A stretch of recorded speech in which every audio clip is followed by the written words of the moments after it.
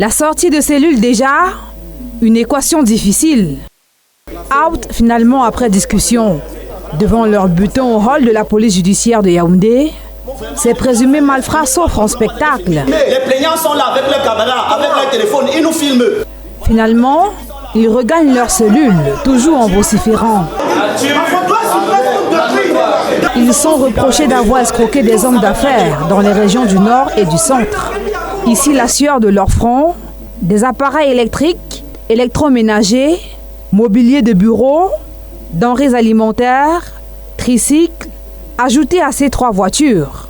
Des biens obtenus après des prestations avec des opérateurs économiques sous la base de faux bons de commande pour un coût total de plus de 273 millions de francs CFA. Il y a une facture globale de 61 millions non payés chez eux. Ils m'ont arnaqué aussi 4 véhicules. Une fois la machine livrée et installée, j'ai demandé à mes gars d'aller réclamer le paiement, comme faire comprendre que les gars ont disparu.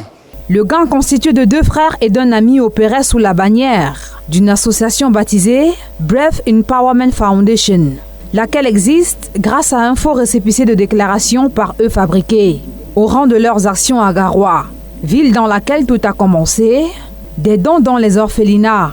Tout allait bien jusqu'à ce que certains faits attirent l'attention des prestataires. Je l'appelle, il me dit que non, vos véhicules sont déjà en route pour Garoua, je vais prendre touristique le soir. Je me suis dit comment quelqu'un peut avoir 3 véhicules de luxe, une Mitsubishi, une Prado et une Highlander.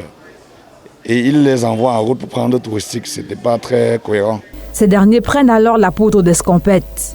Mais finalement, tombent dans les filets des éléments de la police judiciaire de Yaoundé, saisis quelque temps avant par les victimes. Ils ont été interpellés dans les quartiers de Leboudi, Damas et Mimboman. À ce jour, 5 de leurs victimes se sont signalées.